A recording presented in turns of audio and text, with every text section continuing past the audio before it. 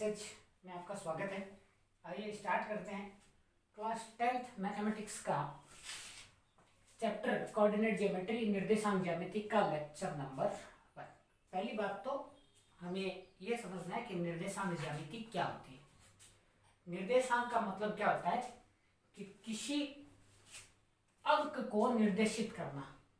हम किसी वस्तु की स्थिति को किसी दूसरी वस्तु की स्थिति के सापेक्ष मापते हैं। जैसे ये मोबाइल मेरे सामने है, ये मोबाइल मेरे सामने है, ठीक है। यदि मैं इधर हो जाऊं तो ये मोबाइल मेरे बाएं हो जाएगा, यदि मैं इधर हो जाऊं तो ये मोबाइल मेरे दाएं हो जाएगा, ठीक है। तो जैसे ही मैंने अपनी स्थिति बदली, मोबाइल की स्थिति ऑटोमेटिक बदल गई, ठीक है। तो हम किसी भी वस्तु की स्थिति को किसी दूसरी वस्तु के सापेक्ष मापते हैं। तो जिस वस्तु के सापेक्ष मापते हैं उसे क्या कहते हैं? मूल बिंदु, ओरिजिन कहते हैं। और निर्देशांक ज्यामिति के अंदर हम पढ़ेंगे 10वीं क्लास के अंदर 2D द्विविमीय ज्यामिति। हम क्या पढ़ेंगे? द्विविमीय ज्यामिति। और इसे मानेंगे हम अपना स्थिर बिंदु, वह बिंदु जिसके सापेक्ष हम बाकी बिंदुओं की स्थिति का पता करेंगे। इस बिंदु को नाम दे देते हैं 0, 0। इसको बोलते हैं ओरिजिन, मूल बिंदु। इसको क्या बोलते हैं भाई? मूल बिंदु बोलते हैं, ठीक है। इसको बोलते हैं मूल बिंदु, ओ ओरिजिन 0 और 0। इधर लेते हैं हम एक्स एक्सिस और इधर लेते हैं वाई एक्सिस। अब इस मूल बिंदु से दाईं दिशा के अंदर एक्स एक्सिस सदैव धनात्मक होगा, मूल बिंदु से ऊपर की तरफ वाई एक्सिस सदैव धनात्मक होगा, मूल बिंदु से लेफ्ट हैंड की तरफ एक्स एक्सिस सदैव ऋणात्मक नेगेटिव होगा, और मूल बिंदु से नीचे की तरफ वाई एक्सिस सदैव क्या होगा? ऋणात्मक होगा। आई बात समझ में? अब हमें इन अक्षों के ऊपर, इन एक्सिस के ऊपर क्या करना है? एक निश्चित दूरी बनाते हुए कुछ बिंदु बनाने पड़ेंगे, ठीक है। जैसे हम कहते हैं कि यहां से रतनगढ़ कितना है कि भाई 45 किलोमीटर है, तो एक एक किलोमीटर के निश्चित बिंदु बनाए गए और उनको 45 टुकड़ों में बांट के सबको जोड़ा गया, तब हमें पता चला कि रतनगढ़ कितना है, यहाँ से 45 किलोमीटर है ना। तो हम इसी हिसाब से इस रेखा को बराबर भागों में बांटेंगे, ठीक है। ये रेखा वैसे अनंत तक चलेगी, पर हम कितना मानेंगे इसको? जितनी हमारी आवश्यकता होगी। जैसे मैं मान लेता हूं ये 1 है, तो यहां से 0 से 1 तक जितनी दूरी होगी उतनी ही दूरी 1 से 2 के बीच में होगी, 2 से 3, 3 से 4, 4 से 5, इन सब के बीच की दूरी क्या होगी? बराबर होगी। इधर क्या चलेगी? संख्याएं धनात्मक, मतलब ये संख्याएं नहीं है, ये एक्चुअल में क्या है? दूरी है। ये क्या है? दूरी, ठीक है। ये मूल बिंदु 0, 0 है, ये हमें पता है। ये क्या हो जाएगा हमारे पास में? -1। ये क्या हो जाएगा? -1। वैसे दूरी नेगेटिव नहीं होती है, परंतु कोऑर्डिनेट ज्योमेट्री के अंदर बिंदुओं को हमें नेगेटिव और पॉजिटिव दोनों रूप से दर्शाना पड़ता है, ठीक है। ये आ जाएगा हमारे पास में -2, ये आ जाएगा -3, ये आ जाएगा -4, और इसी प्रकार से आगे ये चलते रहेंगे। अब वाई एक्सिस की बात करते हैं। ऊपर की तरफ आएगा धनात्मक, ये आ जाएगा 1, 2, 3, 4, 5, और नीचे की तरफ ऋणात्मक, -1, -2, -3, -4, -5, और इस प्रकार से अनंत तक ये चलते रहेंगे। तो ये हमारे पास में कोऑर्डिनेट ज्योमेट्री का फॉर्मेशन है ना। ये हमारे पास में इसका रूपरेखा आ गई कि कोऑर्डिनेट ज्योमेट्री को किस प्रकार से दर्शाते हैं, ठीक है। अब हम बात करेंगे कि किसी बिंदु को कोऑर्डिनेट ज्योमेट्री में कैसे दर्शाते हैं। जैसे हमें कोई बिंदु दे दिया, हमें कह देगा 3 और 5। देखो एक चीज ध्यान रखना, 4 भाग बन रहे हैं, 1, 2, 3 और 4। यहाँ एक्स और वाई दोनों क्या होंगे? इस भाग के अंदर एक्स और वाई दोनों क्या होंगे? धनात्मक होंगे। देख लीजिए, यहाँ एक्स और वाई दोनों क्या होंगे? धनात्मक होंगे। यहाँ एक्स ऋणात्मक और वाई धनात्मक, ठीक है। यहाँ देखो एक्स भी ऋणात्मक है और वाई भी ऋणात्मक है, दोनों क्या आ जाएंगे? ऋणात्मक आ जाएंगे। इस भाग के अंदर एक्स धनात्मक आएगा और वाई क्या आएगा? ऋणात्मक आएगा। इन पॉइंट्स को आपको ध्यान में रखना है, ठीक है। अब जैसे मेरे को बोल दिया कि आप बिंदु 3 और 5 को दर्शाइए। 3 और 5 का मतलब क्या है? ये एक्स और ये है वाई, ठीक है। पहला बिंदु कौन सा होगा? एक्स का, और दूसरा बिंदु कौन सा होगा? वाई का, ठीक है। तो एक्स के ऊपर कितना हमारे पास में? 3, ठीक है। चलते हैं अभी 1, 2, 3, ठीक है। यहाँ पे हम एक क्या करते थे, डॉटेड लाइन खींच देते हैं। क्या कर देते हैं, डॉटेड लाइन खींच देते हैं। ठीक है, y के पास कितना है 5, चलते भी 1 2 3 4 5, y से हम क्या करते हैं एक डॉटेड लाइन खींच देते हैं। ठीक है, x से जो डॉटेड लाइन खींचेंगे वो y के समांतर होगी, पैरेलल होगी। y से जो डॉटेड लाइन खींचेंगे वो x के पैरेलल होगी। ये दोनों लाइनें जहां मिलेगी, ये दोनों लाइनें जहां मिलेगी, ये दोनों लाइनें जहां मिलेगी वहां पे हमें जो बिंदु चाहिए वो आ जाएगा, कौन सा 3 और 5। आई बात समझ में, है ना। अब जैसे मान लो मेरे को ऐसे बोल दिया कि -2 और 4, -2 और 4, तो मेरे पास में x क्या आ गया, देखो x क्या आ रहा है मेरे पास में, ऋणात्मक। x ऋणात्मक किधर है, देखो इधर है ना। तो हम क्या करेंगे, इधर चलेंगे, -1 -2, क्या करेंगे y एक्सिस के समांतर एक लाइन खींच देंगे, डॉटेड लाइन बना देंगे। ठीक है, अब y के ऊपर कितना 4, 1 2 3 4, y के ऊपर 4 आ गया, है ना। अब हम क्या करेंगे, x एक्सिस के पैरेलल समांतर एक क्या करेंगे, डॉटेड लाइन बना देंगे। ये डॉटेड लाइन बना देंगे। ये दोनों लाइन कहाँ मिल रही है, यहाँ मिल रही है, तो ये बिंदु क्या आ जाएगा, -2 और 4। आई बात समझ में, है ना।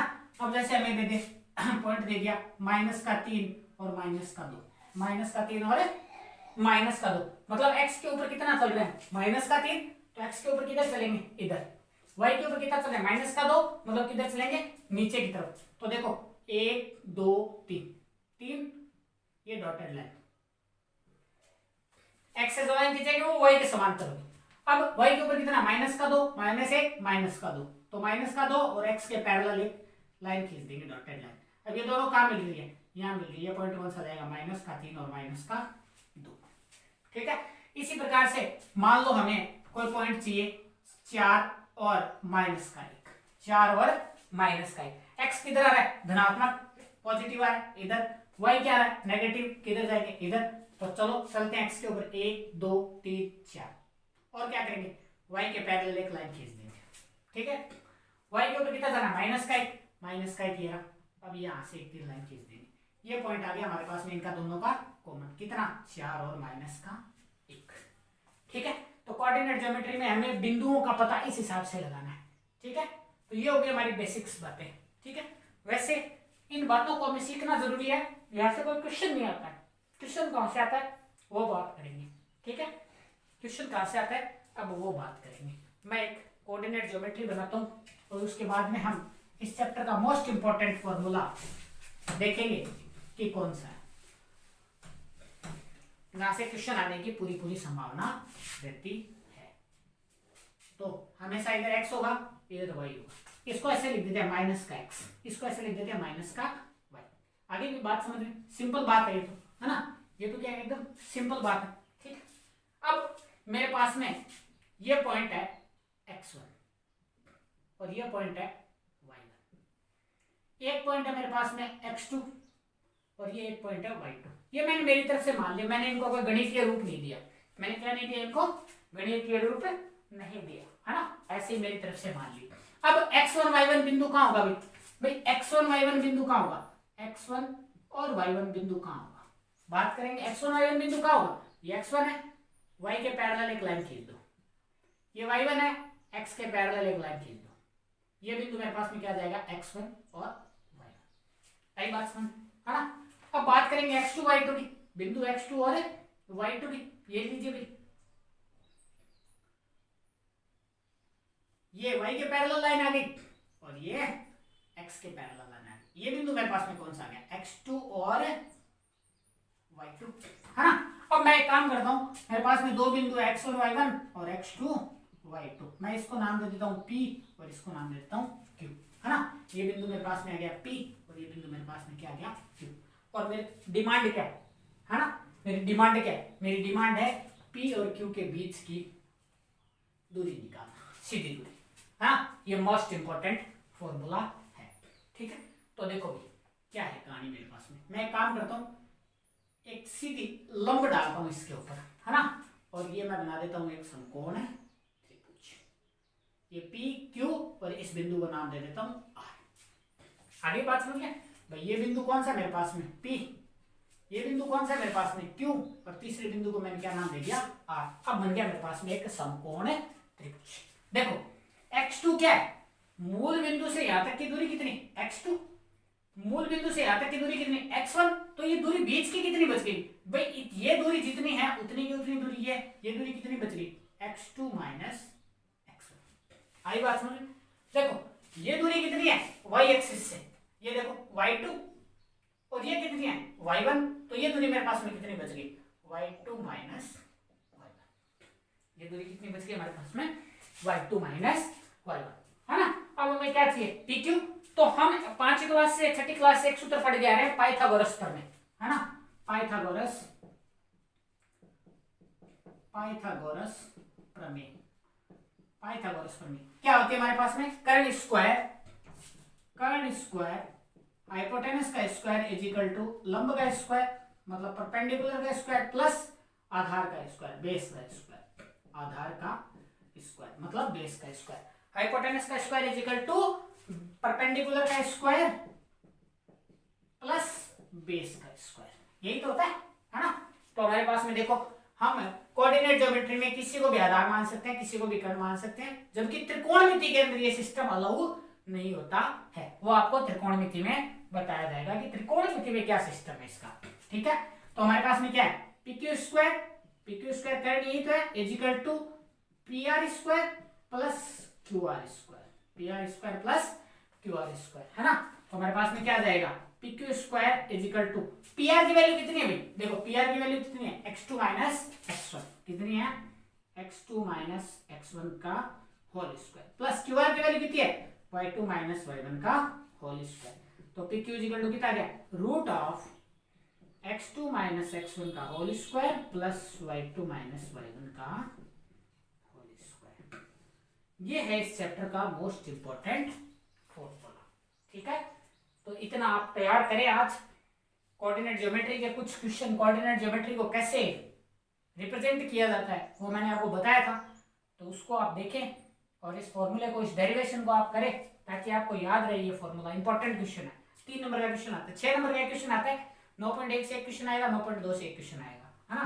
तो एक क्वेश्चन यहाँ से लगभग 99% संभावना है कि यहाँ से आता है। तो इतना आप तैयार करें, कल आपको 9.1 के मोस्ट इंपॉर्टेंट क्वेश्चन करवाए जाएंगे।